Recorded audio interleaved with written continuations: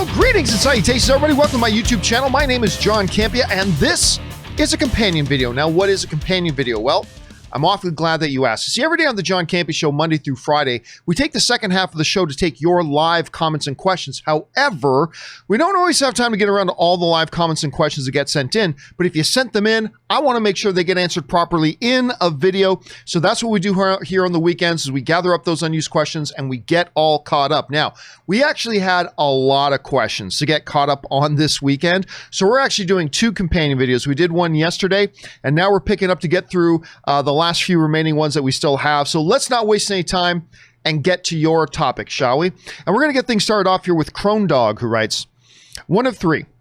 Yesterday, the character limit ruined my point, so I sounded like an idiot. The profit of a film is budget minus revenue. Actually, it's the other way around. It's revenue minus budget, but not to mention some other factors as well. But I see what you're saying.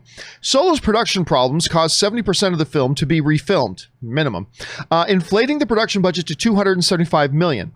This would not have happened with a sequel. If Solo made $700 million, it'd lose money and still justify a sequel because of positive word of mouth and a cheaper sequel budget.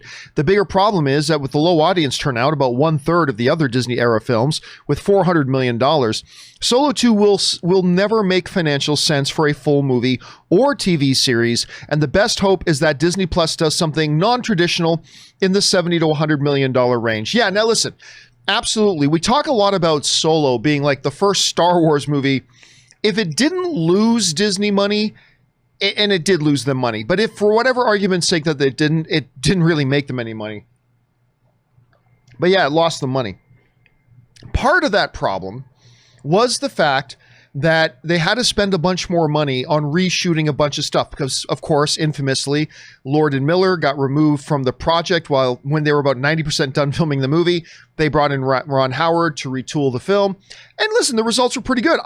Solo was a really fun, good space adventure movie. Solo was great. I enjoyed it a lot. Not as much as, The Force Awakens, not as much as Rogue One, but I thought it was really fun. So yeah, the budgetary inflation was definitely a problem. The bigger problem, though, was the fact that there was just not enough people interested in it. And I go back to this all the time, but when they first announced the Solo movie, you go all the way back to my AMC movie days or Collider movie talk days, whatever.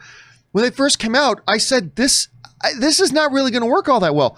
People are not interested in a Han Solo movie that does not star Harrison Ford, especially when we just had Harrison Ford on screen as Han Solo just a year or two ago. This is, of course, back when this all stuff was coming out. And sure enough, when it came time for Solo to come out, and it wasn't the best marketing campaign either, to be honest with you, but you saw a drastic lack of interest. Now, look, a lot of films would kill to make $400 million or close to $400 million, but not a Star Wars movie. And that was a major step backwards, and I don't see that being corrected. Now, of course, they recognize that a lot of stuff about Solo worked. One of the things that worked really well and that the audience seemed to really like was Donald Glover's portrayal of Lando Calrissian. That was great. And so we just heard that they're going to do a limited series of a Lando Calrissian limited series for Disney Plus. Now, they haven't officially said Donald Glover's coming back for it. I've got to believe that he will be. I don't see the point of doing it if they don't, so I got to assume that he will be at this point. But yeah, you're right. There's just not really many economic realities that suggested a Solo 2 would work. Maybe we see Alden Ehrenreich come back and appear as Han Solo in a guest spot here or there. That would be kind of cool, but that's where I think we're at, Crone Dog, so I think you're making a lot of sense. All right, next up. Robert Suarez writes, Star and Star Plus are both international services. Yes, they are. Star is integrated in Disney Plus in markets like India, and it is a standalone app in Latin America. The strategy for comparable content in the USA is still Hulu. Yes, that was a big thing of confusion for a number of people, including myself. When they at the Disney big presentation started talking about Star, and then they started talking about Star for places that had Disney Plus, Star was going to become another section of Disney Plus, just like Marvel is a section of Disney Plus, National Geographic, Pixar, Star Wars. Star was going to be a section of Disney Plus. And I thought, so they're going to make that a section of Disney Plus here in America because we have Disney Plus? No. What Star basically really is, for all intents and purposes, it is in many territories, not a replacement for Disney Plus, although in some places it is, but in a lot of places it's actually a substitute for Hulu and the content that is on Hulu. Because remember, there's a lot of content that Disney puts on Hulu and not on Disney Plus. And so in certain countries, like say, I believe Canada, that does not get Hulu, but they have Disney Plus. What Disney Plus is going to do is add a section on that country's iteration of Disney Plus and include a star section, which, for like I said, for all intents and purposes, will basically carry the Hulu library. Why not just put Hulu in Canada? Well, that's a good question. Why not just put Hulu in a lot of these other countries? That's a good question. I'm sure there's probably licensing problems. But I'm glad you brought that up, Roberto, because as they were doing the live stream, that did confuse me, but it got all cleared up. So thanks for bringing that up, Roberto. All right, next up. Excited Now writes, I nearly fell off my couch when they announced Shogun. Oh, dude, me too. Original was supposed to star Sean Connery, but due to a tiny career dip, was not considered big enough, and yet Richard Chamberlain was. One of my favorite books, too. Listen, not taking anything away from all the Star Wars announcements, not taking anything away from all the Marvel announcements or the Pixar announcements and the other Disney Plus announcements, not at all. But if you watch the live stream I did with the watch along of the Disney announcement, easily the thing that got me most excited was when they announced at that Disney presentation that FX would be doing a Shogun series. If you've watched me for any period of time, know, when people ask, what's the one book you would like to see made into a movie or another series? I always say the same damn thing. Shogun. James Clavell's Shogun. That's the one I want. I remember watching as a little kid the miniseries, although I think I saw it in a rerun. I was a little, I was a little young for it, but that was amazing. And I've always wanted to see another iteration of it. I think it is made for today's, on-screen storytelling. And it's the thing I got most excited about. And in FX's hands, perfect company to be doing it. Absolutely perfect company to be doing it. And I'm so excited about it. All right, Dookie Shoes 0115 writes, over under 50%, we hear something about Fantastic Four. Well, obviously, over. We really didn't hear anything about Fantastic Four other than it's coming. And John Watts, the director of Spider-Man Homecoming and Far From Home, is going to be directing it. Really didn't hear anything else about that. I don't expect we're going to hear much about it in the foreseeable near future. Mark me on this. I'm not even convinced we'll hear anything more about it in all of 2021. I'm not saying that definitively. I'm just saying I won't be surprised if we don't get any definitive solid news on Fantastic Four through all of 2021. They got a lot of stuff they're doing right now. They've got a lot of pies in the oven. And so it might be a while. Or maybe we'll find out stuff really soon. Who knows? But we definitely did hear something. All right, Suthius writes, hey guys, the band classroom scene in the Soul trailer. Oh, how good did that look? Did they shoot that in actual classroom? So photorealistic. I swear Pixar's backgrounds in their movies look so convincing. In the opening scene of Toy Story 4 where they're rescuing RC, so real. No, I'm telling you what, and it's not just Pixar. Let's be clear. It's not just Pixar, but Pixar has certainly upped the game. There are so many scenes until they do animated elements within it that when you look at their quote unquote sets, you have to be reminded that you're not actually looking at an actual real physical set. It's actually all digital and animated, and they really have upped their game on that level. And again, it's not just Pixar, but Pixar is certainly kind of leading the way on that, and they have done a terrific job, and that classroom scene looked great. I remember back when I was in high school in band class and stuff like that. It was so cool. I honestly cannot wait to watch Soul. I cannot wait to watch Soul. I'm Batman writes, which was better, the DC fandom or the Disney meeting? They were two very, very different things. They were very different things. One, it was very definitively a fan event.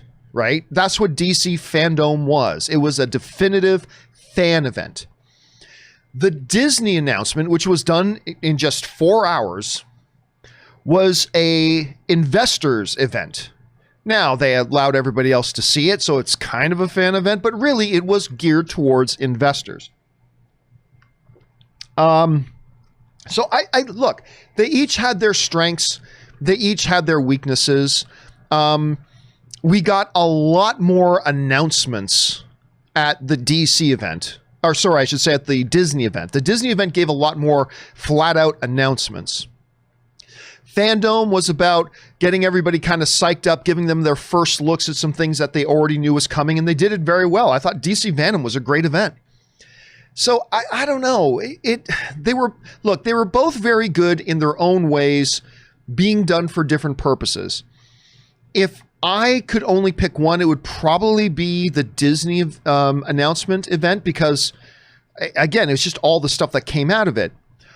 But that wasn't really the purpose of Fandome so much. It was meant to be a full convention-like experience for fans, right? Like, for example, at DC Fandom, they did this great little documentary on all the guys who do the voice of Batman in animated form from around the world, right? That was so fun. That was so fun. And you didn't get anything like that at the Disney event, obviously, because the Disney event is just meant for announcements, a couple of sneak peeks, all investor stuff, talking about the business. So they didn't have that. So while I kind of preferred the Disney one because of all the huge announcements, the DC Fandom one had things like that. And that made it pretty special. So they were really two very different things. You know, they were different things, and I thought they were both done very, very well. Okay, Ryan Lohner writes, I imagine after all the Disney announcements, Bob Iger just sat and watched the sunrise like Thanos. Yeah, Big Papa Iger, ladies and gentlemen. Big Papa Iger does it again. He's like, let's get the whole world to talk about Disney right now. Big Papa Iger always finds a way. Even though he's not the CEO anymore, and for those of you who forget that, a couple months ago, he announced he stepped down as CEO. He promoted Bob Chapek to be his successor in the CEO role.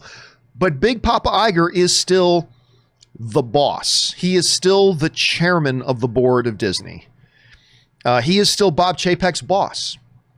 And although Bob Chapek will obviously have a lot more to do with everything going on at Disney now, and a lot of credit to him for that event as well. But yeah, I can just see Bob Iger sitting like Thanos, looking over the countryside, looking at what he had done. He is the boss. All right, James L.H. writes, hey, John, great commentary with Disney. Thank you. That was a lot of fun, actually. Thank you so much for that.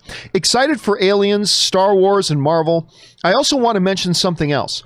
When I saw the Japanese setting, I don't know why I knew it was Shogun. I love the original when I saw it in the 80s. A remake about time. Listen, if you go back and watch the live commentary, as I was doing the watch along with the Disney event, you could see my face before they said Shogun, and it dawned on me that they're talking about Shogun. I went, look, you see my face? I'm like, is this Shogun?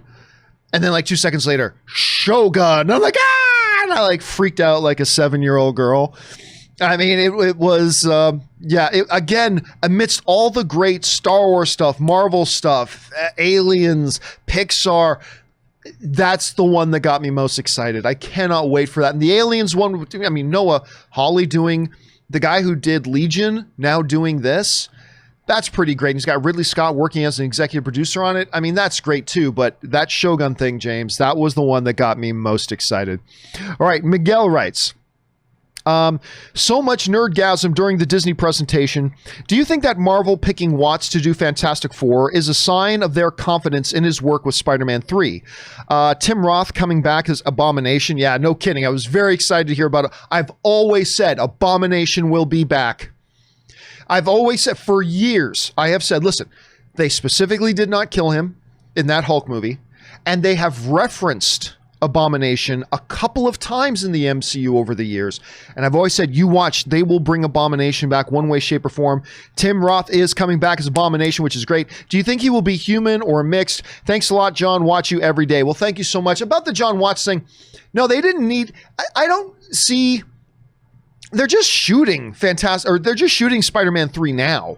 Like, that movie's not done. They're still like in the first half of shooting that movie. So no, that's not it. They're confident in him because of what he did with Spider-Man Homecoming and Spider-Man Far From Home.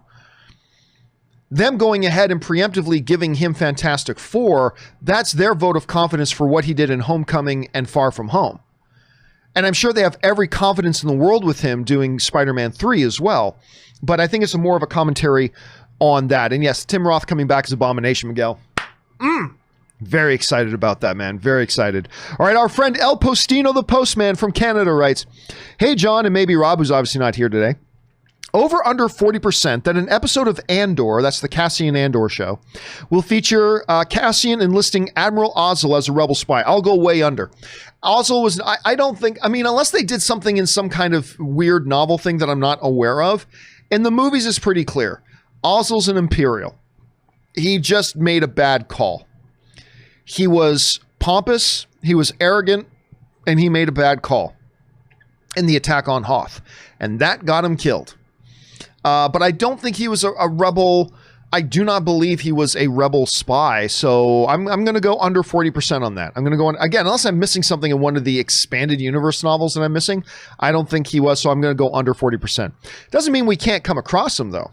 All right, Connie Sang writes, "I nearly cried watching the Soul trailer because the trombone player in it is named Connie." Oh, that's sweet. "And I was a trombone player in high school. That's amazing. I dreamt of being a musician, contributing to movie soundtracks back in the day. Cannot wait to watch this movie." This spot they played, this new spot they played for Soul is definitively, to me, the best spot they've done so far. I think it is easily and definitively the best promo spot for Soul so far. It gave you a real sense of what is the DNA of this movie. What's the personality of this movie? The other trailers were good too. They gave you a sense of what's this movie kind of about and whatever, but this is the one that really gave you a sense of the personality of it. And that classroom scene was definitely one of the highlights of it. So yeah, I agree with the Connie. So cool. It was so cool and it felt so neat. And it made me think about my days in high school, being in a band class and everything too. All right. Christopher Chow, who tips in $20. Thank you, Christopher, for supporting the channel on that level, man. We appreciate that. Hey, John. You should do more watch-alongs. That was so much fun yesterday with the Disney Investors Call. Disney Plus stepping it up. I bet the number of subscriptions will increase now after these announcements. Oh, no doubt. No doubt. Yeah, they're already up to 86 million, which is crazy. They have more than more than one third of Netflix subscription base after just 1 year. Think about that. Think about how long Netflix as a streaming service has been around. And they clearly still have far more subscribers at this point. But I think they were hoping to have like 40 million subscribers by the end of year one. And here they are at like 86 million. Crazy. And this is only going to help. This is a company that's just going to keep growing and growing. And they absolutely destroyed that presentation. Now, the question becomes, will it be quality content? You know, Bob Iger came out on stage, Big Papa Iger came out and he said, you know, it's not about quantity, it's about quality. Okay. Well, you gave us a lot of very exciting announcements. And by the way, some of them looked really stupid. I'm sorry, was anybody asking for a Mighty Ducks reboot? Was anybody asking for Sister Act 3? Anybody? Did anybody ask for a John Stamos coaching a girls basketball team show? Anybody? No. But they did make a lot of very, very huge announcements. But now the big question will be, will that content be quality?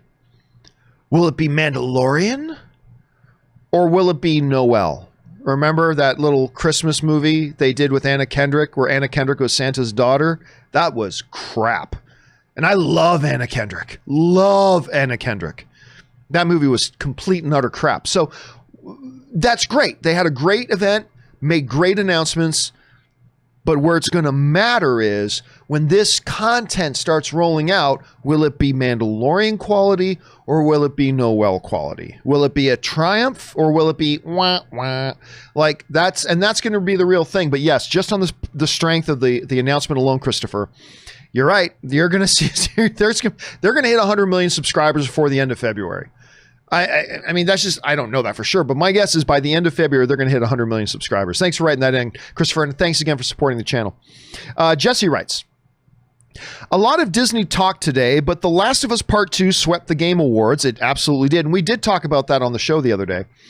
Winning Best Narrative, Best Action Adventure Game, Best Game Direction, Best Audio Design, Best Performance for Laura Bailey and Abby, as Abby, and the biggest award of 2020, Game of the Year. Yeah, it did, and we talked about that on the show, and listen, while I did not pick up my PlayStation 4 controller and play it, I did sit down in one day and watched the 12 to 16 hour cutscene movie version of Last of Us 2. I have never seen any story, any narrative in any game ever come remotely close to Last of Us 2. It was an absolute uncompromised triumph. As far as story and narrative, for all I know, the gameplay was crap. I didn't play the gameplay, but the story of it, this was coming off a year where I got to watch, I watched the narratives of the latest God of War, Uncharted 4, Thief's End. I saw some really good narratives. The original Last of Us. The Last of Us 2 did more with their characters and the human experience than anything. I couldn't have been more thrilled for it. I was not surprised and totally thrilled. My wife Ann was totally cheering for Animal Crossing. Very cool that it got nominated at all. And another indie game like Hades got I want to pick up Hades, by the way. Ever since I saw it nominated for Best Game, I'm like, oh, I got to get that, especially when I saw it was an indie-produced game. I really want to play that at some point. But yes, congrats to the folks over at Naughty Dog for Last of Us Part 2, well-deserved. All right, Leave It to Beeve writes, one of two. I watched the live stream last night, and wow, so much fun content. One thing that did catch my ear when ESPN was talking about new college football deal with the SEC.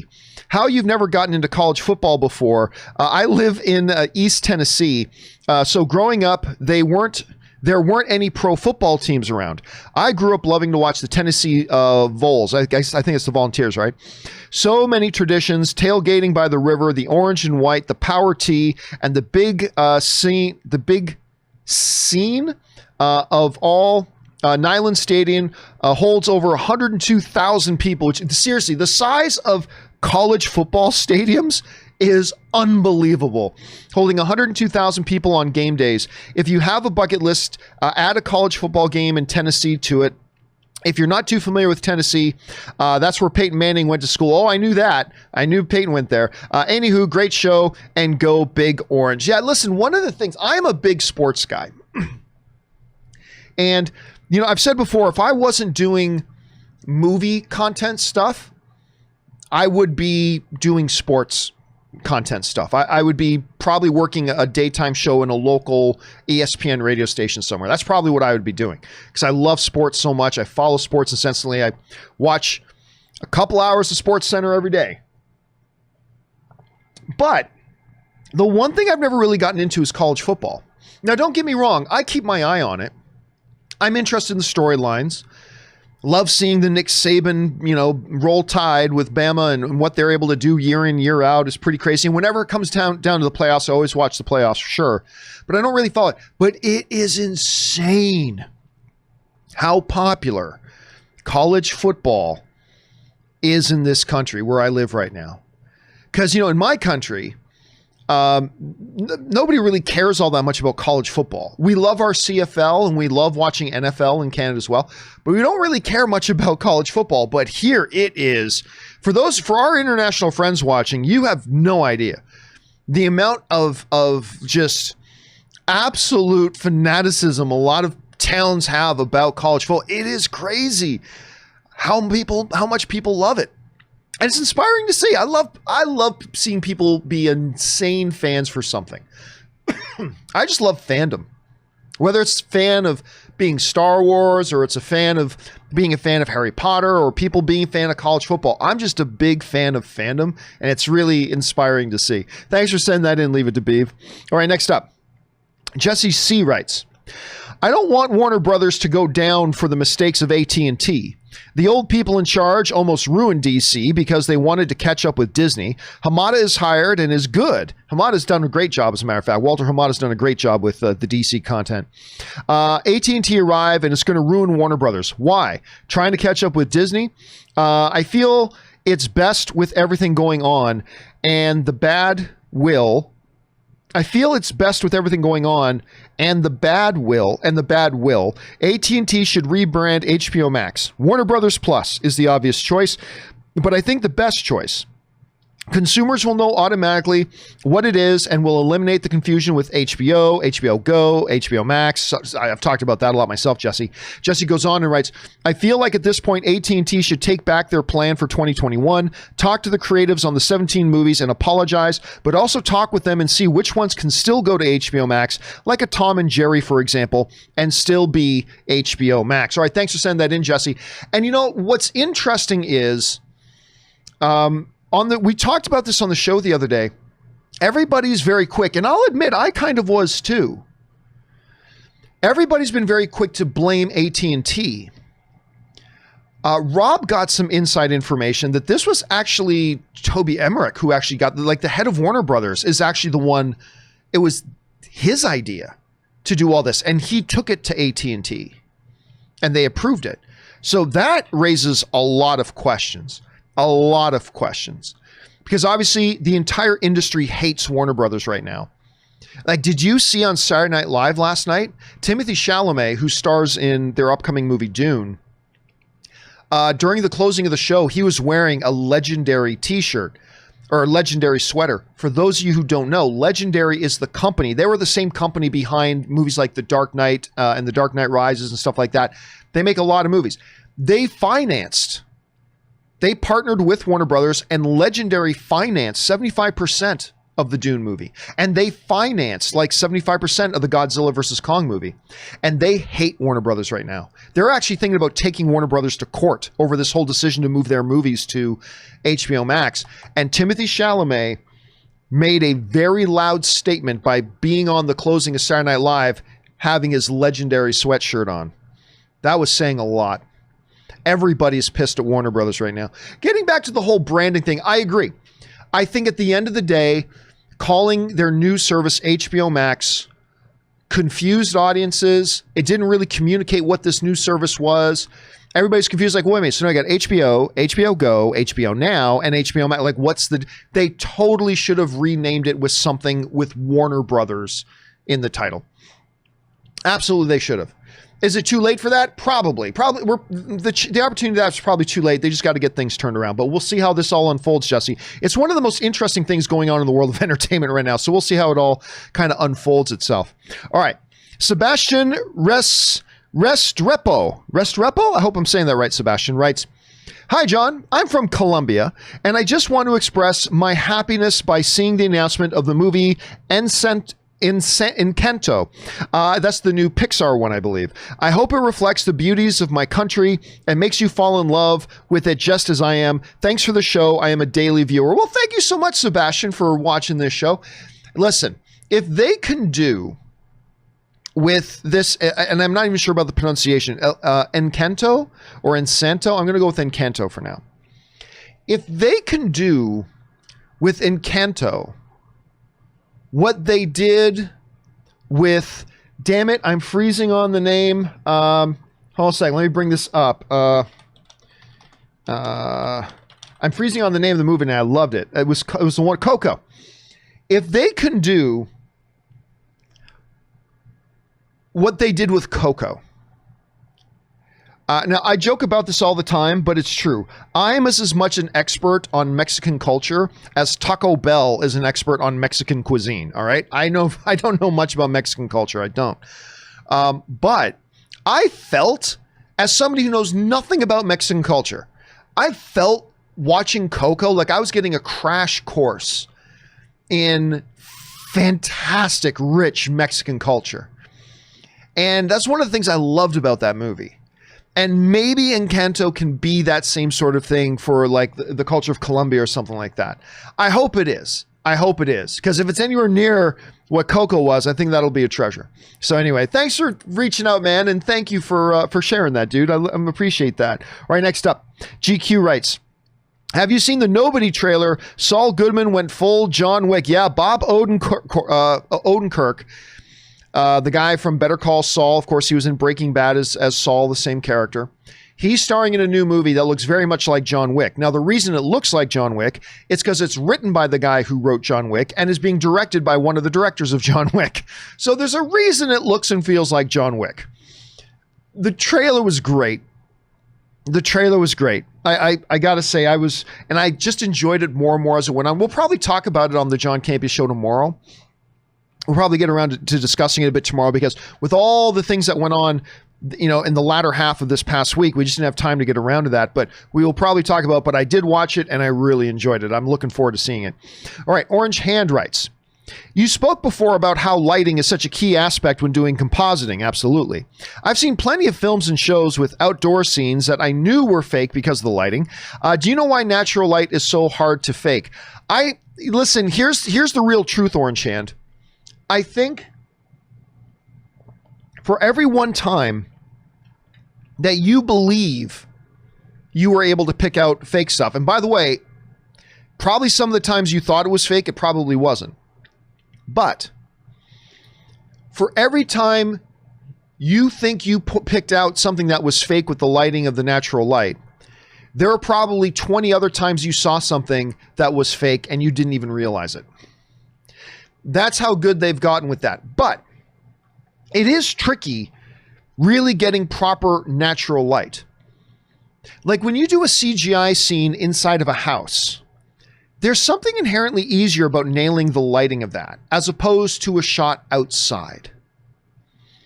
And I think part of the reason of that is, and I'm just speculating here, is that we have a really solid point of reference about what light is outside and how light functions outside.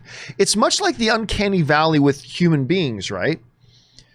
We are most familiar with the human form, and so when they still can't completely nail human face gestures and everything, we call that the uncanny valley. And I think a little bit of that might have to do with outdoor lighting, but again, I would probably argue that every time you think you caught one, there's probably 20 others you didn't catch. And I think they've gotten very, very good. Their particle lighting has gotten so far advanced. It is still very tricky. And you're right, from time to time, you can still pick out kind of when they're doing it. But I think there's a lot more times that we as an audience don't even realize that we're looking at an artificially CGI lit environment. I bet you money that there's more times than not that we don't even realize. That's how good they've gotten at it. Anyway, thanks for writing that in, Orange Hand. Sam Fisher writes, I think not recasting is a mistake. That's obviously talking about, at Disney's announcement events, Kevin Feige, I should say, announced that they will not be recasting the role of T'Challa, which I think is a mistake. I think it's definitely a mistake. Anyway, I think not recasting is a mistake. If not recasting, at least create a character that fills the same role, like a brother who was off at Oxford or elsewhere during the rest of the MCU. Okay, not that exactly, but something like it. Yeah, see, here's the thing to me. Nobody cares about Black Panther. Black Panther didn't become this incredibly important subject for a lot of the cultures that we live in. It wasn't Black Panther. It was the character T'Challa. Yeah, he bore the title Black Panther, but Black Panther didn't move the world. The character of T'Challa did, as performed by Chadwick Boseman. But listen, Chadwick Boseman did not create the Black Panther character. Stan Lee created the Black Panther character. And then a lot of comic book artists and writers over the years gave some flesh to it. And then when it came to the movie, a screenwriter wrote that character and wrote all the lines that Chadwick Boseman then recited. And a director, a tremendously gifted director, Ryan Coogler, is the one who directed him in doing it and directed all the things that happened around the character. There was it was an amazingly large team effort. Right from the creation of the character in Stan Lee, all the way down to finally the actor that was selected to then be the character on screen in Chadwick Boseman. And all together, including Chadwick Boseman, delivered a character that had a profound cultural impact. I think now throwing that character away is a mistake. Look, Stan Lee, the creator of the character, died. Do we consider it disrespectful to carry on with Spider-Man movies? No. When Stan Lee died, did we consider it disrespectful to carry on with Avengers? No. Does anybody consider it disrespectful that we continue to do Black Panther when Stan Lee, the guy who created the character, has passed away? No. We seem to have a sane, reasonable understanding that this was his legacy. Stan Lee wouldn't want us to suddenly stop making Marvel movies. Keep building. Stand on his shoulders and keep building the legacy. Keep it going. Pick up the baton. Pick up the baton and carry on and keep going. If Kevin Feige tragically died tomorrow in a bus accident, do you think they would stop making MCU movies? Of course not. Is there anybody more responsible for the success of the MCU movies today than Kevin Feige? No. But would they stop making MCU movies if Kevin Feige died tomorrow? No. They would carry on because it's what Kevin Feige would want. It's how you honor Kevin Feige if he were to die in a horrible, weird bus accident tomorrow. God forbid. It's how you honor him. You keep building on his legacy. You continue the work. He didn't bust his ass and all that kind of stuff so that if he just happens to get caught in some tragic bus accident, then all of a sudden all the work he put into it was suddenly now just stopped. You carry it on. And this is the other thing that has always confused me. And I brought this up a couple of weeks ago when talking about this subject. But, you know, let's say you take a guy with a great profession, a guy who drives a bus, getting people around in the city, right? Honorable profession. I don't know why I'm fixated on buses today. Kevin Feige getting hit by a bus driver, whatever. But let's stick with buses for now. If a bus driver who drives the main street route in your city, you know, tragically passes away tomorrow, do they stop having a main street bus route in your city? No. They carry on. They carry on. They honor what that guy had done for the city and for that route and the people that he transported every day, and you carry on. Another driver then, the next man up, as they say in football. You know, they carry it on. Would anybody say it's disrespectful for the city not to cancel that bus line? No, nobody would say that. So I have to admit, I am a little bit at a loss about why anybody thinks that Chadwick Boseman, who was fabulous, absolutely fabulous. And by the way, Black Panther wasn't even his best performance. His best performance, I will still stand today, he should have gotten an Academy Award nomination for it, was playing James Brown in Get On Up. If you have not seen Chadwick Boseman play James Brown in Get On Up, something he should have gotten an Academy Award nomination for, maybe he did, I should look that up. But at any rate, you got to treat yourself and go see his performance in that. Chadwick Boseman was tremendous. But he didn't write the lines that came out of T'Challa's mouth. He didn't create the movie that he got to star in. He didn't dictate the actions that would take place. That was the director. That was Ryan Coogler. And he didn't create the character of Black Panther. That was Stan Lee. But he played the very important role of being the physical manifestation of the character on screen and did a tremendous job for it. Such a good job that it helped that character become a cultural inspiration for millions of people around the world. But for some reason, we think the way to honor that and a way to celebrate this character being so symbolically important to millions of people around the world is, oh, let's not do that character anymore. Let's just let the character die. Let's just move on. You think they'd do that with Batman? Do you think they would do that with Batman? Do you think they would do that with Superman? Do you think if Gal Gadot died tomorrow in a tragic bus accident, again, I'm putting all the blame on buses, I don't know why, but if Gal Gadot tragically passed away in a bus accident tomorrow, that Warner Brothers wouldn't do Wonder Woman anymore? Of course they would. You pick up on the legacy and you carry on. And that's, by the way, how you honor the people who came before. And that's my feeling. Now listen, I am not upset at the decision. I believe it's the wrong choice to not recast it and to not carry on and not have somebody come and pick up the baton for Chadwick Boseman and carry on the race for him. I think it's the wrong decision. But I'm not upset at Disney for it because I know and I said this months ago as we were kind of pondering, what will Disney do? Will they recast the role? Will they not? And I said months ago, and I still stand by it, that I just trust that whatever Kevin Feige and Marvel and Disney decide, it will come from a place of wanting to honor Chadwick Boseman. And they may choose to do that in the way that I think is the right way to do it, in recasting. Or they may choose to do it in the way that I don't think is the right way to do it, not recasting. But either way, I know that it's going to come from a place of wanting to honor Chadwick Boseman. And at the end of the day, I think that's what they did. Their motivation was wanting to honor Chadwick Boseman. I think if that's your motivation, you come to a different conclusion. But this is the conclusion they came with, and I do not doubt their motives. So I'm not upset by it. And I trust in Kevin Feige. I trust in Marvel. I think they're going to do a good job. And they'll move forward. But yeah, at the end of the day, I think it was a mistake. But they will move on. They will make something great out of this. And we will continue to go on. And we'll continue to move on. Again, I just think it would have been great for somebody to say, we're going to not let, just because Chadwick fell, we're not going to let the baton fall. We're going to pick that, just because Chadwick can't pick it up himself right now. We got to let the spirit of Chadwick Boseman know, don't worry. Don't worry, man. We got your back.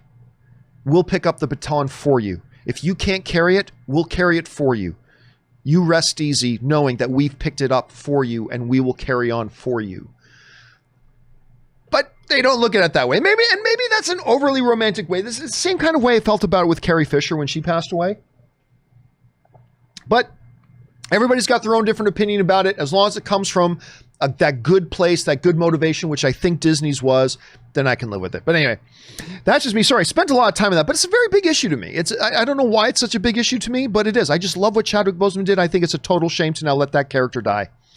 After all the work that he and so many other people did to bring T'Challa to life, now we let T'Challa die. And I don't know. It doesn't feel right. That's all. It doesn't feel right to me. All right, Preston the Kryptonian writes, I think Ben Rayner was talking about the backdrop of Disney Plus when he said so much blue yesterday. Pixar, Star Wars. Pixar also had blue backdrops. Yeah, there was a Disney Plus, Pixar, Star. There was a lot of blue on the stage. Make no mistake. There was an awful lot of blue on that stage, Preston. I guess that is kind of Disney's official color, Disney Plus's official color. Because when I turn on my Disney Plus app on my TV, that's the first thing you get. A big screen of blue, man. Big screen of blue. All right, Brian M. writes, assuming the Lando show is Donald Glover, what do you think are the chances that Alden Ehrenreich or Emilia Clarke show up in it? I think fairly good. Small roles, probably like one episode appearances, like kind of like what they do in Mandalorian, where like Katie Sackhoff will show up as Bo-Katan once. Maybe she'll show up again another time. But I think there's a very solid chance. I give it a 50% chance that we see Alden Ehrenreich pop up as Han Solo at some point, but I don't foresee him being a regular on the show. You know, it's not going to be the Lando with his sidekick Han show. I think Han will probably pop up. I think Alden will probably pop up. And by the way, I thought Alden did a great job playing Han Solo. It's just that he wasn't Harrison Ford. But I think there's a pretty good chance. All right, next up. An anonymous viewer writes, hey, John. Been watching for years. Thank you so much, Anonymous. Thank you for doing a podcast version this year. For those of you who don't know, we did start doing, in 2020, we started putting up the John Campea Show in podcast form as well. And we have an exclusive on there as well. We do some things on the podcast feed that we don't even do on the YouTube channel. So make sure you go and subscribe to the John Campea Show on your podcasting app of choice. So, you know, when you come across one of those times, whether you're driving or you're at work or something, or you're on a walk and you can't watch a YouTube channel, you still want to listen to the show, you've got the podcast version there. So anyway, thanks for bringing that up, Anonymous. Thank you for doing a podcast version this year. It has been my saving grace during these crazy times. Question. Over under 50% that She-Hulk is Spider-Man's lawyer in Spider-Man 3. Love your show. Well, first of all, let's be clear about this. Nobody has ever said Spider-Man has a lawyer in Spider-Man 3. Right? I'm not saying he won't. Don't misquote me. I'm not saying he won't. I'm just putting it out there that it's never been officially said that Spider-Man needs a lawyer in Spider-Man 3. Just saying. However, let's assume for a second that he does. I think it's an over 50% chance. I'd say 60% chance. that she ends up, I mean, it just makes sense. It just fits. It just makes sense. Now, there are a lot of people thinking that Charlie Cox's Matt Murdock might be that lawyer. And maybe there's no credible information that says that's actually happening. There's a rumor going around. So let's keep our eyes on it. Maybe it'll flesh out to be something. Maybe it won't. But I wouldn't say it's 100% that She-Hulk is going to be his lawyer if he needs one.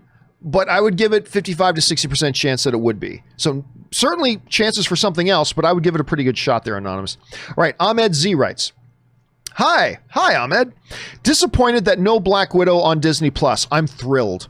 I don't want to wait for premium video on demand after theatrical window, but don't feel comfortable going to the theaters here in Jeddah either. So annoyed as hell. Also, Ahsoka is only one season. That's also super annoying. Sorry. Well, listen, first of all, the Black Widow thing, what is the problem with waiting a bit? I've never understood that. I've never understood why is it such a big deal that one might have to wait a little bit? I really don't understand the big deal. I don't. Anyway, that being said, with theaters, yeah, listen, it's not coming out until May, right? I was just watching the news this morning and the first shipments, well, first of all, in the UK, they've already started administering the vaccine. In the United States, they literally just shipped the first shipments today of the vaccine, and they're saying the first rounds of people getting the vaccination are going to start happening on Monday and Tuesday. So we're in December, so January, February, March, April, May. By the time May comes around, by the time Black Widow comes out, we will be 5 months, almost half a year, into people getting vaccines. The good thing about vaccines is that there is an exponential effect with vaccines, because once they give somebody a vaccine, not only is that now a person that won't get COVID, more importantly, that becomes a person who will not become a transmitter of COVID. So once you eliminate, let's just say 20 million, which is what they're saying is going to be the initial round of vaccinations in the United States. Once you get just 20 million vaccinations out there, that will have a much bigger impact than just the 20 million. Because not only is that 20 million people not going to get COVID, that's now a whole batch of 20 million people that could have been COVID transmitters that will now not be transmitters. And it has a cascading effect. That doesn't mean that all they have to do is, vaccinate 20 million people. But what I'm saying is that by May, we may all feel a lot better about going back to the movie theaters come May. Because again, like I said, that's still 5 months away. So hang in there, buddy. Hang in there. We'll see how this all transpires. Or maybe it'll still be horrible in May. Who knows? But think positive thoughts. With everything rolling out right now, I think there is a good chance, not a definite thing, but a good chance that by May, we're going to be in a much better place come May than we are right now. Maybe it's not going to be perfect, but I think we're going to be in a better place than we are right now. Maybe I'm just being overly optimistic like I was at the beginning of the pandemic. Who knows? All right, Casey McNatt writes, Hey, John. Hey, Casey. I am shocked at all they announced at the Disney investor meeting on Thursday. Me too. Dude, listen, I knew they would announce some big things. I never would have guessed they were going to announce all of that. Like, that was crazy. Just didn't expect them to announce that much. People are upset about no Spider-Man news, but from what I remember, Disney usually lets Sony announce Spider-Man news. Yeah, listen, I wouldn't have been, I kind of go both ways on this, right? I would not have been surprised if they did not, or if they did announce some Spider-Man information. I wouldn't have been surprised if they did, but I'm also not surprised that they didn't. And once again, it is a Sony thing. That is a Sony character. It's in the MCU and Marvel's the production company on it, but Sony owns that character right now, license-wise, and they are the distributor. They're in charge of what happens to Spider-Man. So, again, wouldn't have been surprised if they did announce it and gave some news about it, but I'm completely not surprised that they didn't. And Sony probably wants to, being the distributor of the movie, Sony probably wants to be the one to make any announcements about it. And that is traditional, actually. It is the distributors of the movie that generally take care of all the PR and marketing and buzz and all that kind of stuff. So, again, Wouldn't have been surprised if they did, but I'm not surprised that they didn't, Casey. So I'm with you on that. All right, next up. Mysterious Gremlin writes, hey, John, with them not putting Black Widow on Disney Plus, do you think that they can still delay Falcon and Winter Soldier again? I just figured they need Black Widow to come out before that show gets released because a minor character in it. Well, listen, if I'm not mistaken, let me just pull this up so I'm sure. Falcon and Winter Soldier release date. If I'm not mistaken, yeah, it's coming out in August of 2020. So, they don't need to delay it, right? They have now scheduled Falcon and Winter Soldier to come out August of 2020. Several months before that, in May, is when Black Widow is supposed to come out. So they now have finalized it. Black Widow in May, Falcon and Winter Soldier in August. So they've needed Black Widow to come out before Falcon and Winter Soldier, right? They needed that. And now they've got it arranged. So everything seems to be set and in place, Mysterious Gremlin. And I'm sure we'll find out pretty quickly about why it needed to come out in that order. Obviously, they're tied in together. And obviously, Pugh is...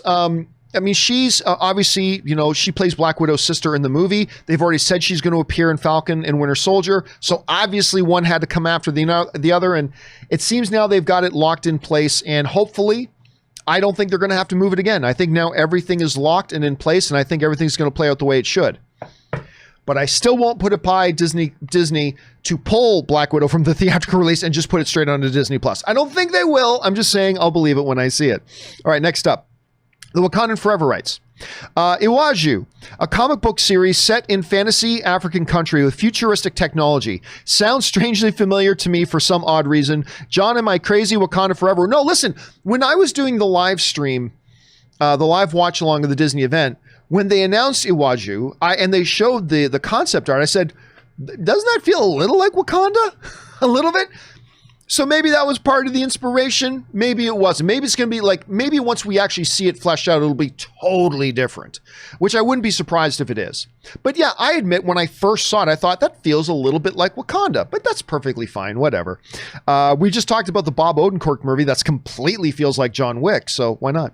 All right. Sam Fisher writes, okay, I have to know, where did Boba get that snazzy new armor? It's not. It's just a paint job, man. It's just a paint job. Did they just clean it or metal down the Beskar and reforge it? And if they melted it down, where did Din get rid of the Beskar spear he got in episode 5? No, he still has the spear. Don't forget, he still has the spear. That's important. That's going to come into play when it has to fight the Darksaber. But yeah, they just painted it up. No big deal.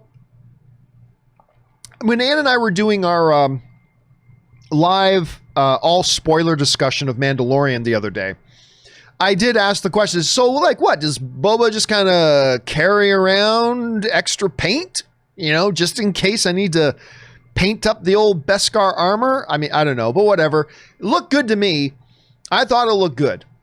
Remember, to Boba Fett, that's his father's armor. He's going to want to take care of it.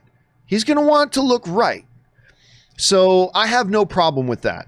I know there were a bunch of people who ordered the beat up armor Boba Fett figures, and now they're a little bit upset because now it looks different. But to me, narratively, it made sense. It makes sense to me, Sam. All right, next up. Slim Kim writes, DC fans, Marvel haters. Marvel's dead after Endgame. DC is taking over. Kevin Feige, hold my beer. Yeah, but listen, to be honest with you, Slim Kim, look, there are the sane people who are, I mean, you don't have to be a comic book fan, but if you're in the comic book movie circles, there are the sane people, the rational people who are just like, we just love good comic book movies. We don't care which corporate label is on it. I don't care if it's a DC label or Marvel label on it. I just want good movies. And other than Harley Quinn and the Birds of Prey movie, other than that one, I've liked and been at least entertained by every DC film that's come out. And I'm obviously a big fan of the Marvel stuff as well that we've had. But then you've got these two extremes. The blind corporate Marvel zombie slaves and the blind corporate DC slaves that are just totally, they've given up their free will and they just live their lives in complete obedience to their corporate masters. whether that corporate master is DC or whether that corporate master is Marvel. And in both of those extremes, we've seen this happen all the time. You know, a big DC trailer drops. Oh, R.I.P. Marvel. Like, we've seen that how many times? R.I.P. Marvel. How's that turned out? Marvel's still doing pretty good, isn't it? Or then Marvel does some kind of event, whether it was the Phase 3 event or whether it was this new announcement, and then you get the corporate slaves on that side going, oh, R.I.P. DC, what's it like being in DC's hole? Right? I mean, both sides have done it. Both sides have done it. And unfortunately, until they all die off, they will continue to do it. Meanwhile, those of us who just appreciate good comic book movies will still be in the middle looking at both of them like they're idiots, and they are idiots. But yeah, it goes both ways, Slim. It really does. It really has gone both ways. All right, Slim Kim also writes, Star Wars fans are such hypocrites. Some are, not many. They always blame Kathleen Kennedy and Disney when it comes to what they don't like. Last Jedi, Rise of Skywalker. But when it comes to what they do like, Mandalorian, they forget to tag their names. Keep up the same energy, guys. No, that's true. Like, that is when you get into the people who have agendas, right? Is when they will start applying different sets of criteria to fit their predetermined agenda. Like, if you want to hold Kathleen Kennedy responsible for what happened with Rise of Skywalker, that's fair and that's fine. I do. I mean, she's not the only person responsible for the Rise of Skywalker being as bad as it is.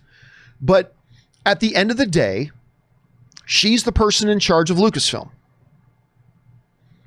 Now, I won't talk about the other ones because I happen to like Last Jedi, and I love The Force Awakens, and I love Rogue One, and I liked the Solo movie. But let's talk about the one that I agree with a bunch of people on, that Rise of Skywalker. Okay, so for me, Rise of Skywalker stunk.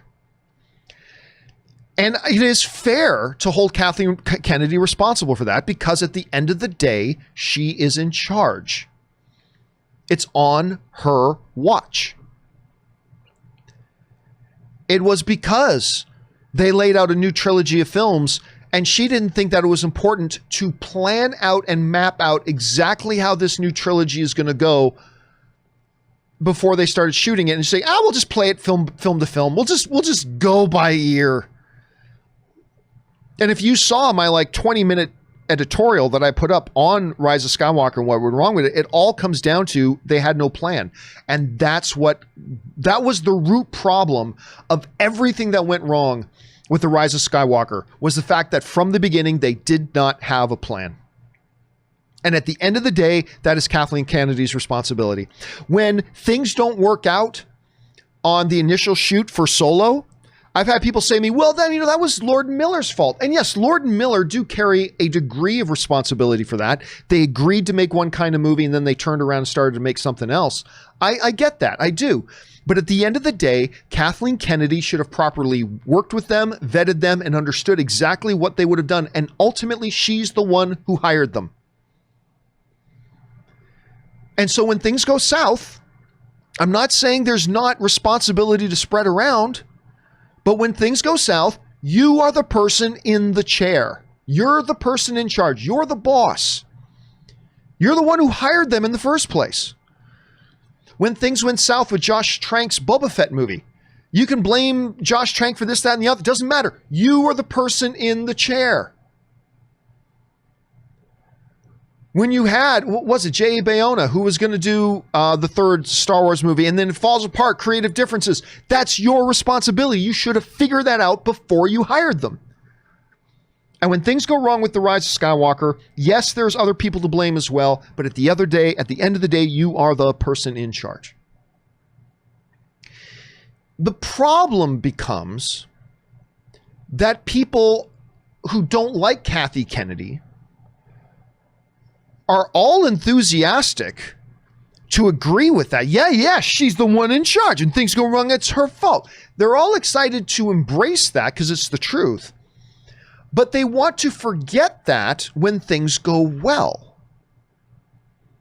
When things work, they want to discount the fact that she was the one in charge and is ultimately the one responsible. Listen, Kathy Kennedy, and Jon Favreau has talked about this, by the way. He talked about this at D23. Kathy Kennedy has hundreds of pitches coming at her about what to greenlight, what to do, and all this kind of stuff. And a lot of them with some big-time filmmakers and big famous names. Jon Favreau came to her with this idea for Mandalorian. And she recognized, as the person in charge, she recognized this works. This can work really well. And then, by the way, Jon Favreau himself was the one who revealed that when Kathy Kennedy realized that this was a good idea, she also thought this type of mythology, she goes, okay, Favreau, I want you to do this, and I want you to work with Dave Filoni. I think Dave Filoni would be a great match for what it is you're trying to do here. And this is Favreau who told this story. So it was Kathy Kennedy who actually matched up, and Favreau said, but little did Kathy know, I had actually already met Dave Filoni a couple of years earlier in this thing, and I thought he was so cool, and which is great. But so it was Kathy Kennedy who number one, recognized the potential of Mandalorian when she gets hundreds of scripts on her table, hundreds of pitches. She recognized Mandalorian was an idea that could work and what potential it had. And she recognized, I think Dave Filoni is somebody that should be working on this too. I think what he brings to the table would be a great fit for this. And Favreau agreed. So Filoni started working for Favreau on that. Favreau was the ultimate showrunner, but you know, having Dave Filoni in there is part of the reason Mandalorian works. But people who have this anti-Kathy Kennedy agenda don't want to acknowledge that. They're more than willing to embrace she's the one in charge, she's the one responsible when things don't go well. But as soon as something does go well, they want to try to figure out a way that she doesn't get any of the credit. That's not how it works. It goes both ways. So somebody like me, who I've been very critical, listen, I think Kathy Kennedy is one of the greatest producers in the history of Hollywood. Steven Spielberg says that. And I think he's right. Her resume is impeccable. She is one of the greatest producers in the history of Hollywood. And I'm a fan of hers on that level. And I loved when she was announced as being the head of Lucasfilm. But you guys know for a number of years, I've been very critical of her ability to actually be the head of a company. And I've already given the laundry list many times over the years about the issues that I have. And I think she needs to move on. And while I hold her responsible for the Rise of Skywalker and the things with all the directors and the lack of a plan, you also have to give credit where it's due. Because if Kathy Kennedy was not the head of Lucasfilm, Mandalorian may never have gotten made. That's just the truth. That's the cold, hard fact. If it was not her in that chair and the pitch for Mandalorian came across another person's desk, they may never have greenlit it. That's just the truth. So, yeah, I believe Kathy Kennedy needs to take a lot of the blame when things go wrong, and I think she needs to be given the credit when things go right. And I think you have to have either a pro or a negative Kathy Kennedy agenda to acknowledge one side of it while pretending that the opposite side doesn't exist. Anyway, that's just kind of my take on it. All right. Sarah the Supernova writes, hey, John, thanks for broadcasting the Disney Investors Day with us. It was a lot of fun. I'm glad we did that. It was fantastic with amazing updates. We were cheering all night in the UK with my sisters commenting, isn't that John guy you watch every evening? Haha. We disagree on this and that's okay, but I'm happy they won't recast T'Challa. By the way, I watched your movie in the first weekend, which just brought back our love for documentaries. Movie trailers, a love story. Head on over to Amazon Prime or Vimeo today. Well, thank you so much for that, sir. And listen, you're not the only one who disagrees with me on the T'Challa thing. I think there are a lot of people who agree with me, and there are a lot of people who disagree with me. And that's perfectly good. And again, I think as long as we all recognize that, Disney making whichever decision they made to recast or not to recast, they're going to do it with the right intentions and the right motivations. And I may not agree with what their final decision was, but I know they have the right intentions. And I think at the end of the day, as long as everybody recognizes that, I think we're good. And listen, thank you so much for checking out my documentary, Movie Trailers, A Love Story. And thank you so much for giving me the opportunity to plug it again. So thank you for that, Sarah. I appreciate that a lot. All right, next up. Scott K writes, super excited for the new Star Wars content, but I did chuckle a little when they said something like, with over 25,000 years of Star Wars history, there are so many stories to tell. Then almost everything is set within decades of one another. Oh, dude, listen, that has been one of my big complaints about Star Wars for years. You know, is that why does everything have to be things we already know? There is a vast universe spanning centuries and centuries of time. Let's tell some news stories. But I'll tell you what, they've got some new things coming. This High Republic era thing sounds interesting. The Acolyte, which they announced, is one of the most exciting things. I think, to me, in the world of Star Wars stuff, that was actually the most exciting thing to me, hearing about the Acolyte. And it's going to focus on dark side, maybe Sith. So I'm thinking maybe it's going to be focused on a Sith apprentice or something like that, which is totally cool, or some kind of dark side user. Something Star Wars has never focused on before. But it's in a completely different time period, in the waning days of the High Republic, which is great. So I think here's how I took it, Scott. When they said, with over 25,000 years of history to cover, I think that was Kathy Kennedy saying, we're going to start finally expanding the Star Wars lore. I think by saying that one line, that was her saying, we are going to start exploring different time periods to tell these incredible galactic stories of Star Wars on a scale that we have not done before, or have not done up until this point. So I think that's exciting, and I'm going to take it as good news. But you're right, I kind of chuckled a little bit too when they said that, Scott. All right, just time for a couple of more here, guys. Runaway Pony writes, even though I will be vaxxed before most people, vaccination, I won't be ready to go to a theater in May. I suspect there are many who feel the same. Do you think it was the right call by Disney to keep Black Widow in the theaters, and what do you think made them decide that? I do think it was the right decision. Absolutely. I'm surprised they did it. I did not think they would do that. I mean, I said repeatedly before that event that I expected, I did not know. Remember, I said there's a difference between what you believe and what you know. I don't know what they're going to do with Black Widow, but I believe they're going to announce that it's going straight to Disney Plus, and they didn't. So I was totally caught by surprise with that, but pleasantly surprised. It is absolutely the right move. It is absolutely the right move.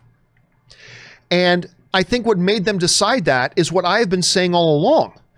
I get wanting to move everything to streaming, but you can have your cake and eat it too if you're Disney.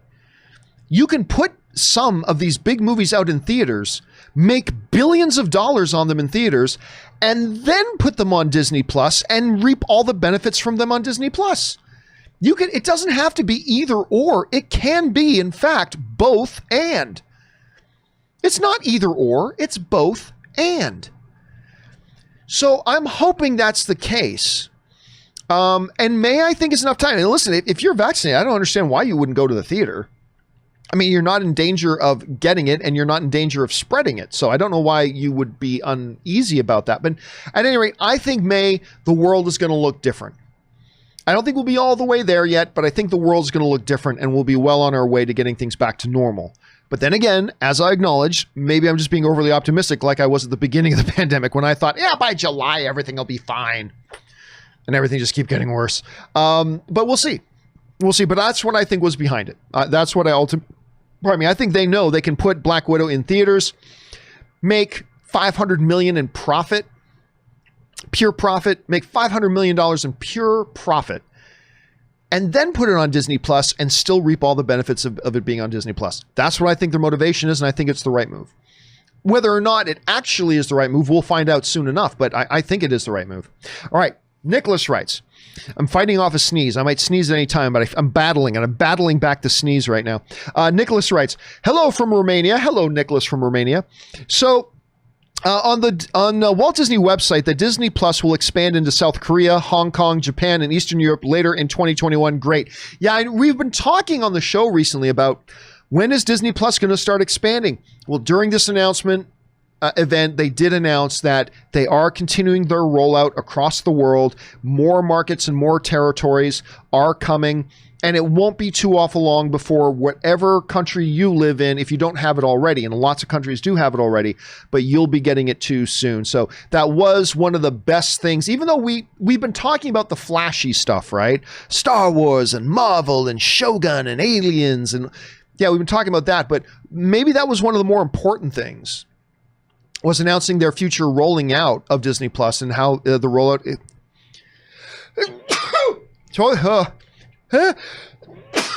Told you I was fighting off a sneeze. I felt it coming on like for the last 5 minutes. Anyway, that might be the most important thing they announced, Nicholas. Okay, next up.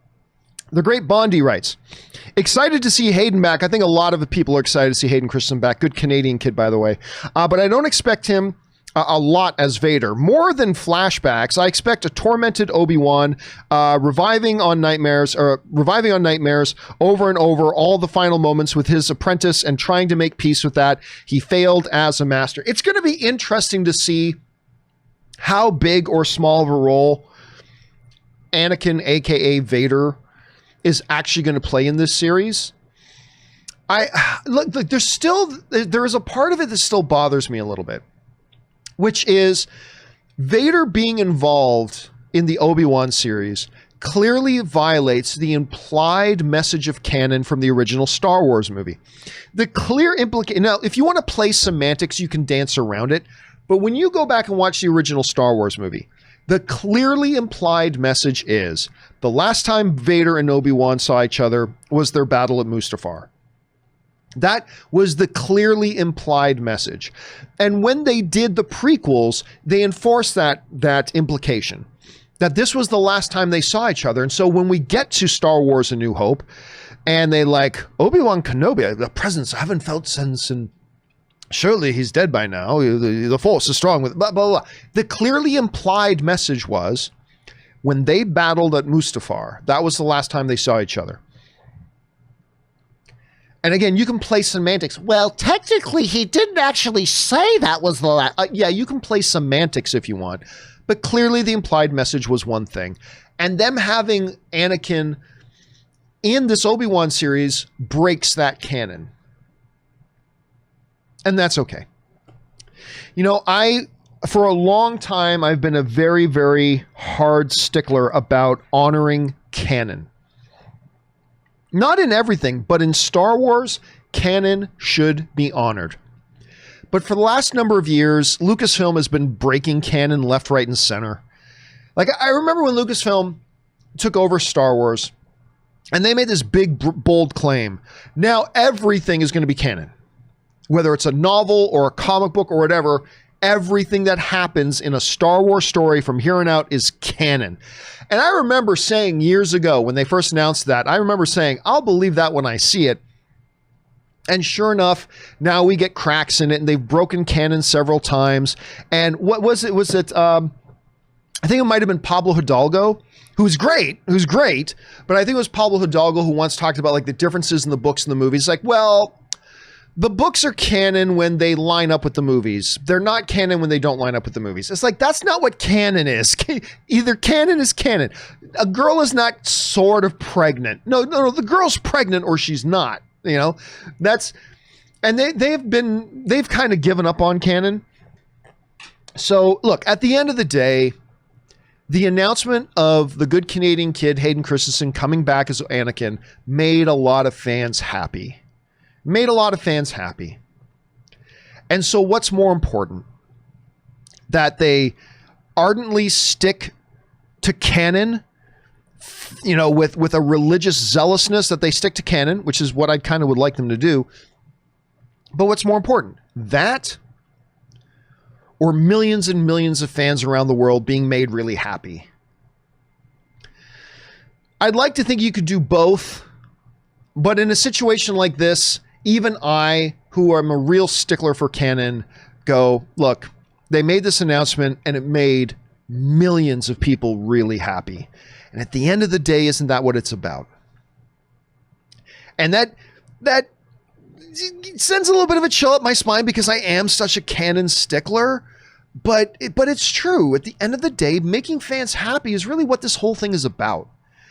And if it made tons of fans happy, whatever, go for it. It's not like you haven't been breaking canon already, so might as well continue. Just keep going. All right, the Wakandan Forever writes, Disney Plus announcements. 1, Black Panther 2. 2, Falcon and Winter Soldier. 3, What If.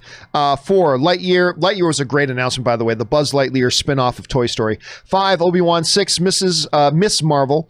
Number 7, Soul. Number 8, Raya and the Last Dragon. Number 9, Mighty Ducks. Number 10, Cruella. Disney went from one-hit Mandalorian show to pulling my childhood toy box on screen. Wild. Yeah, listen, that's one of the things that I had to say. Listen, my big criticism about Disney Plus for the last year has been, hey guys, you've given us 2 pieces of premium original content in a year. Now, this is prior to Mandalorian Season 2 starting.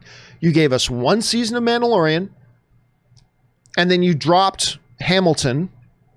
Great. And Hamilton is great, but I'm just saying, that's it. Other than that, it's been all this lower budget filler content. Some of it pretty good, some of it not, but you've only given us 2 pieces of premium content in a year. That's been my big complaint. And listen, I got Disney Plus. I like Disney Plus, but I'm just saying that has been my one complaint. Well, that's gone. Right? That is gone. Over the next couple of years, 10 Star Wars series, 10 Marvel series, Pixar stuff, Disney proper live action stuff. Although the Disney proper live action stuff did not look all that good, but whatever. That is no longer going to be a problem. Again, like I said near the beginning of the show, though, Wakandan, the question now becomes, is this stuff going to be good content? Will it be Mandalorian or will it be Noel? And that's what we'll find out. But I got to tell you, I mean, I can't accuse them of not coming out with some big premium original content anymore. All right, next up. Mr. Steele, and we'll wrap up on this one, guys. Mr. Steele writes, 1 of 2. My God, John, so much to uncover. No kidding, man. First, I want to say thanks for the last few shows. You had me laughing so hard, especially the boo-hoo part of Adam Aaron a few days ago. I just want to say thanks to you and this community. It's a great place to hang out. Well, thank you for being a part of it, Mr. Steele. You think when Disney still mention theatrical dates that they know something we don't, like maybe them buying or making a theater chain? Business-wise, I can see the execs at other streaming services pacing back and forth right now in their halls, and Shogun's the biggest announcement to me. Listen, the biggest threat to the movie theater industry is not that the current theater chains go out of business. Like, we'll talk about this on the John Campea Show tomorrow, but, you know, it's been announced, AMC has said that they expect they may run out of money by mid-January. AMC could run out of money. The biggest movie theater chain in the world could run out of money by mid-January. But AMC going out of business isn't the biggest threat to the theatrical industry, because another company can just come in and start up. That's how the market works. The biggest threat to the theatrical industry is more of a systemic one, in the sense that the biggest threat is, what if there's no big movies playing in theaters? Like, and especially, what if there's no big movies playing in theaters exclusively? That's the big threat to the movie theater industry. Theater chains can come and go. As long as there are studios putting out big, high-profile movies that people want to go to the movie theaters to see, and there's a theatrical exclusive window, as long as that's there, then other new movie theater companies can sprout up and take over the leases of old AMC buildings, whatever, and that can all happen. My biggest pessimism, therefore, about the long-term survival prospects of the movie theater industry has not been that AMC may not make it or Regal may not make it. It's been the fact that it looks like studios aren't going to put their movies out in theaters anymore. And that's the problem. Because if there's no new movies coming to theaters, no new movie theater companies could take AMC's place or anybody else's place. But there may be some light at the end of the tunnel here. Maybe. If Disney actually does stick to all these movies that they just announced are going to be theatrically released, in a traditional theatrical environment. Raya and the Last Dragon is the only movie that they announced that will be in theaters and on Disney Plus as a premium release on the same day. All the other ones, talking about on the theatrical side, all the other ones theatrically are going to be a traditional theatrical release. If Disney sticks to that, and if the lawsuit coming from Legendary and the pressure coming from the Directors Guild and the pressure coming from the Screen Actors Guild and the pressure coming from the Writers Guild and the pressure coming from everybody else causes Warner Brothers to change direction and not just release all their movies in 2021 on HBO Max, which has pissed off everybody in the industry, there might be a chance.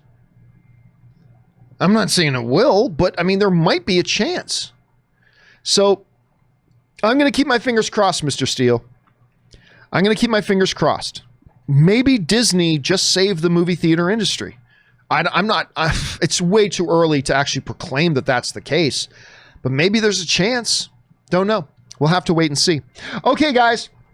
That'll do it for this installment of the companion videos. Now, there are still questions to come, but those are all questions that came in after Friday's show, so they're meant for Monday's John Campea Show, but I believe we're now all caught up on all the questions that were outstanding. Guys, thank you to all of you who sent in those questions, not just because you gave us great fun things to talk about, but also because you supported this channel while you did it. And don't forget, guys, the John Campea Show returns tomorrow, Monday morning. We've already got a bunch of stuff lined up that we're going to talk about. Robert Meyer Burnett will be joining me, of course, and I hope you guys will join us as well. We go live at 10 a.m. Pacific Standard Time, and I hope you're part of the show. And by the way, guys, don't forget, you can actually send in those live questions anytime you want. You can send them in while we're doing the show, but you can also send them in advance if you like, so they get in a little bit earlier.